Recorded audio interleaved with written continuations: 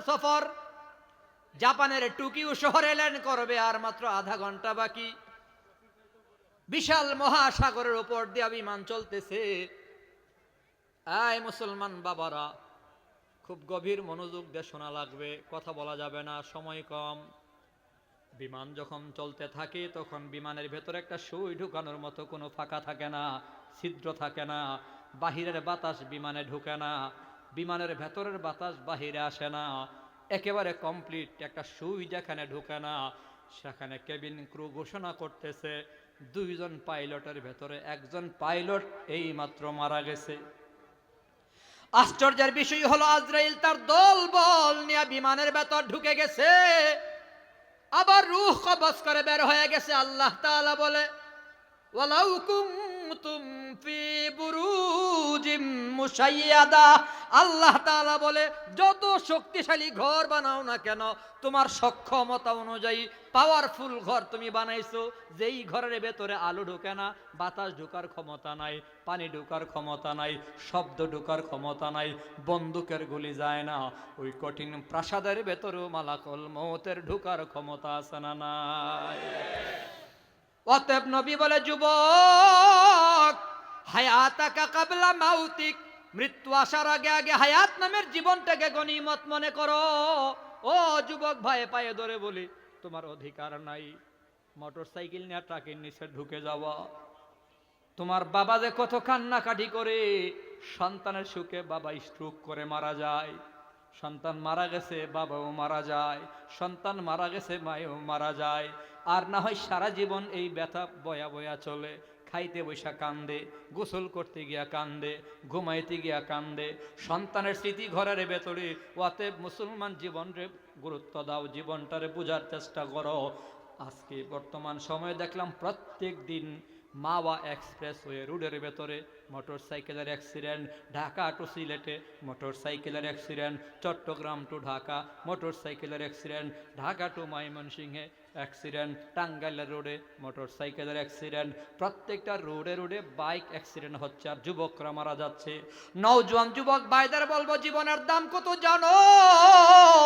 এ যুবকরা শুনো, মরার পরে যদি আল্লাহ তোমার কবরে সুযোগ দেয় বসে বসে কোরআন তেলাওয়াত করবা, ধরে নাও তোমার সুযোগ দেওয়া হলো, মরার পরে কোরআন শরীফ তেলাওয়াত করতে করতে এক খতম না, দুই খতম না, 1000 খতম আদায় করেছ, 1000 খতম আদায় করেছ, আর জীবিত অবস্থায় একবার সুবহানাল্লাহ বলেছ, মরার পরের 1000 খতমের কোনো নেকি নাই, একবারের সুবহানাল্লাহর নেকি হলো আল্লাহর জান্নাত।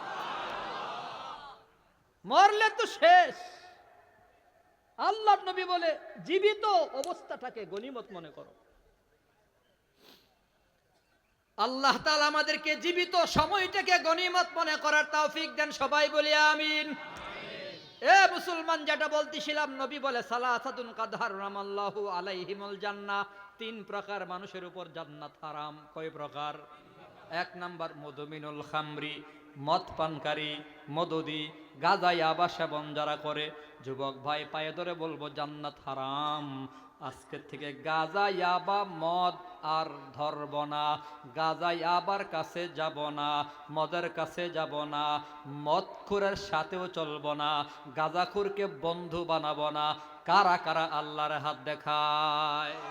আল্লাহ কবুল করেন, সবাই বলি আমিন।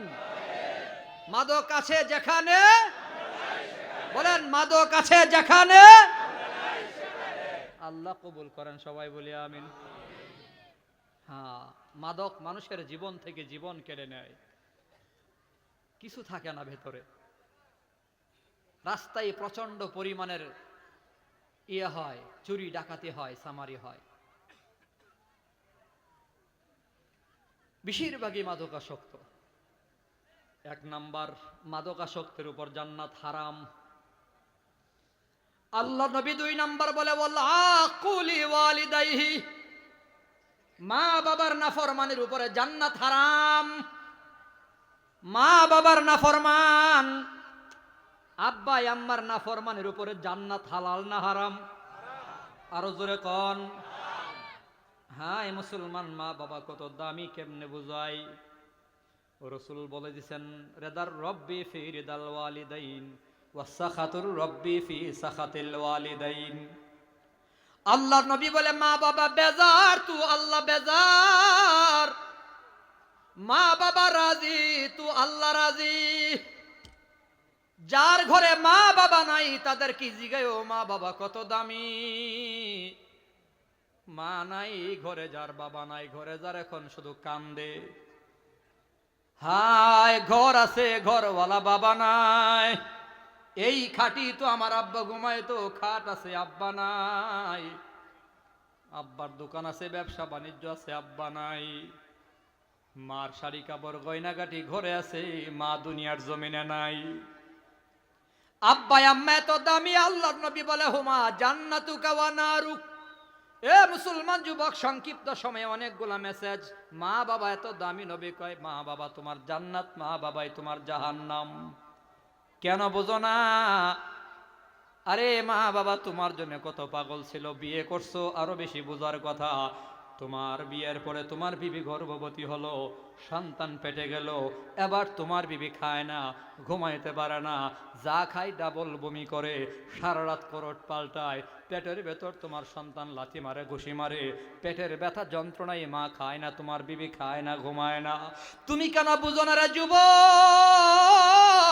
তোমার আমার মায়ের পেটের ভেতরে তুমি আমি যখন ছিলাম, সবাই রে মা খাওয়াইয়া রাতের আধারে একাকি অল্প খাওয়ার জন্য বসলো, ঠান্ডা ভাত আর ঠান্ডা তরকারি মুখে দিছে, আমি পেটের ভেতর লাথি মারলাম, মা থালাটা ধাক্কা দিয়া দাঁড়ায় গেল, খাইতে পারলো না। মুখে দেওয়ার কারণে খাবারের গন্ধে আবার ডাবল বমি কইরা দিল, দুর্বল হয়ে বিছানায় পইরা রইল। একদিন না, 2 দিন না, 10 মাস 10 দিন মা তোমার গর্ভের ভেতর রাখলো, অসহনীয় যন্ত্রণার মধ্যে দিয়া আবার তোমারে প্রসব করলো, 2 বছর তোমার দুধ পান করাইলো। আল্লাহ তাআলা নিজে বলে, ওয়াসাইনাল ইনসানা বিওয়ালিদাইহি হামালাতহু উম্মুহু ওয়াহনান আলা ওয়াহান ওয়া ফিসালুহু ফি আমাইন ওয়াফিসালুহু ফি আমাইন। তোমার মা তোমার গর্ভে রাখছে, মা প্রসব করেছে, মা তোমার গর্ভের ভেতর রাখছে, কষ্ট করেছে, আবার দুধ পান করাইছে। অতএব মা বাবার মনে যারা কষ্ট দেয়, ওয়ালা কুলি ওয়ালিদাইহি, আল্লাহ নবী বলে মা বাবার নাফরমানের উপরে জান্নাত হারাম।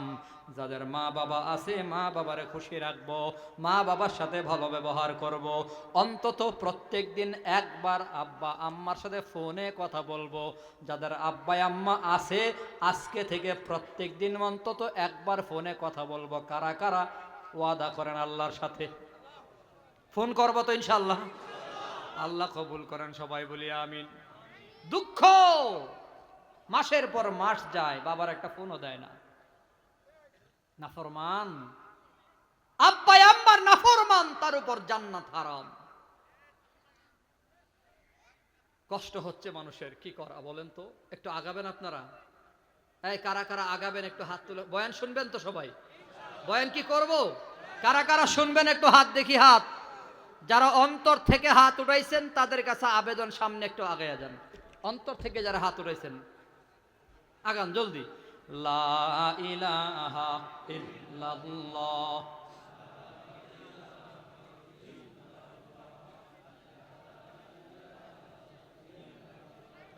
লা ইলাহা ইল্লাল্লাহ, লা ইলাহা, লা ইলাহা ইল্লাল্লাহ, লা ইলাহা ইল্লাল্লাহ, লা ইলাহা, লা ইলাহা ইল্লাল্লাহ মুহাম্মাদুর রাসূলুল্লাহ সাল্লাল্লাহু আলাইহি ওয়াসাল্লাম। এই জবাব দেন, কয় প্রকার মানুষের উপরে জান্নাত হারাম? 1 নাম্বার মাদকাসক্ত, 2 নম্বর মা বাবার নাফরমান। বুঝা শুন না আব্বা আম্মারে গালি দিয়েন, মা বাবা কত দামি। আপনার আমার নবী বলে 3 নম্বর দাইয়ুস, দাইয়ুসের উপরে জান্নাত হারাম। দাইয়ুসকে আল্লাহর নবী নিজে বয়ান করে, এটা আমার বয়ান না।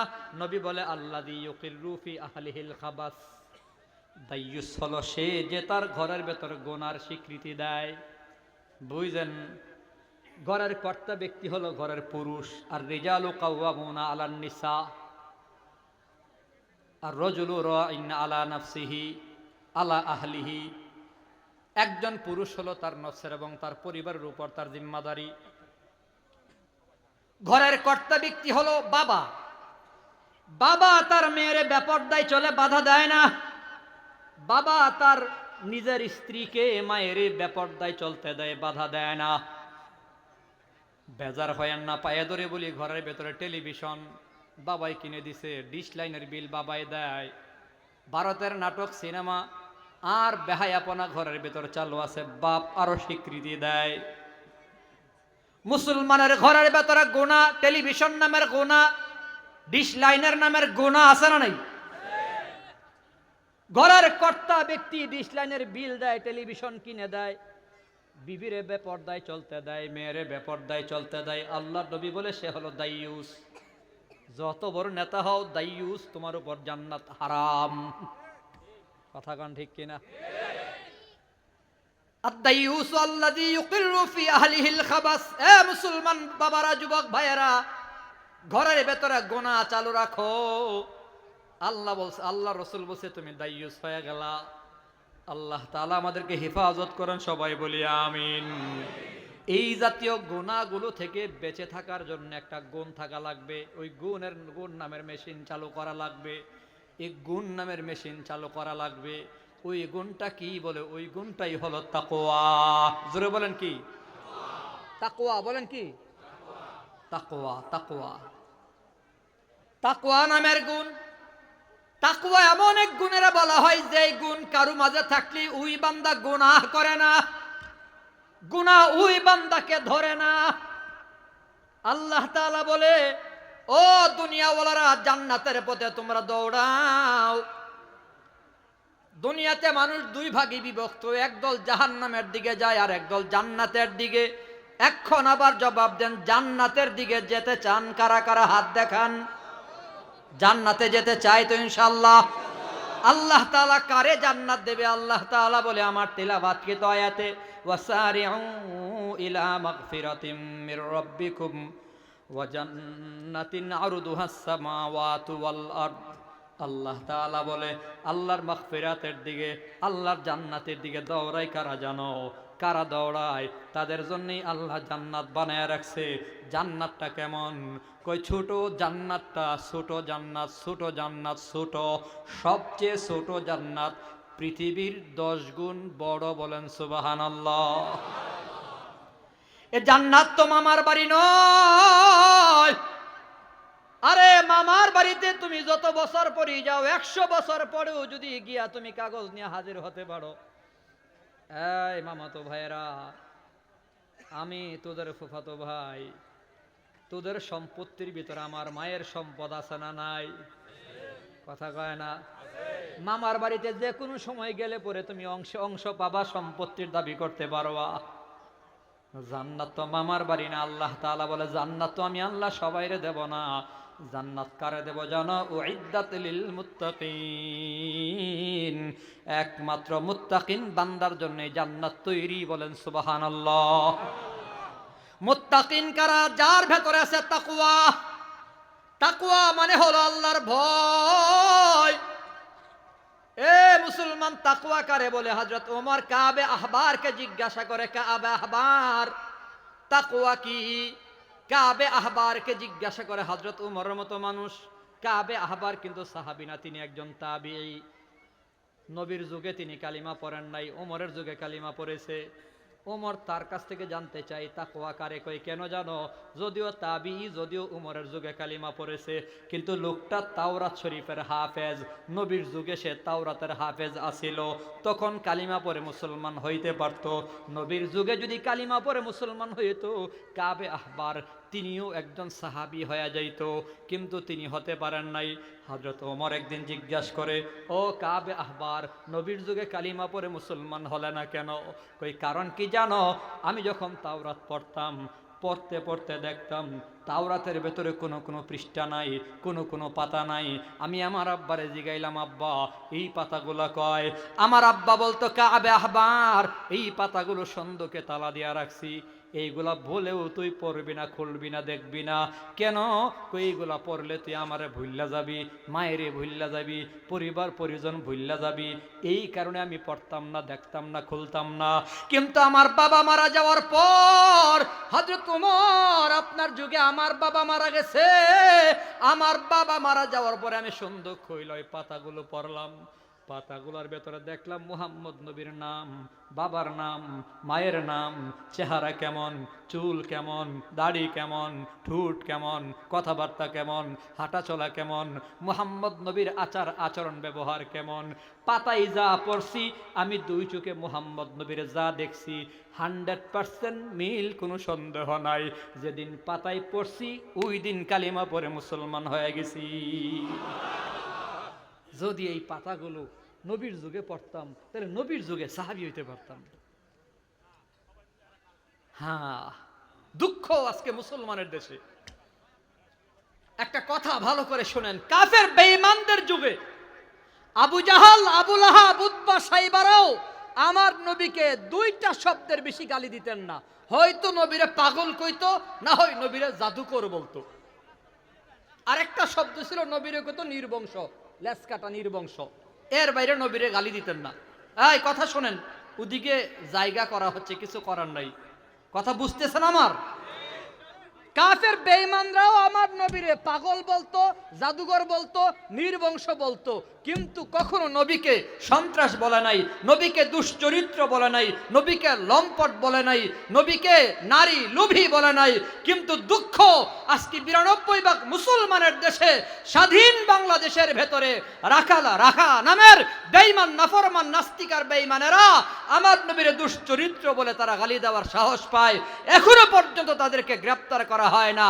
কেন হচ্ছে না সেটাই বুঝতেছি না। তাহলে পরিষ্কার সিদ্ধান্ত আগেরটাই, তারা যদি নবীকে গালি দেওয়ার অধিকার রাখে, তাদের কল্লা কেটে ফেলার অধিকার আমরা রাখি।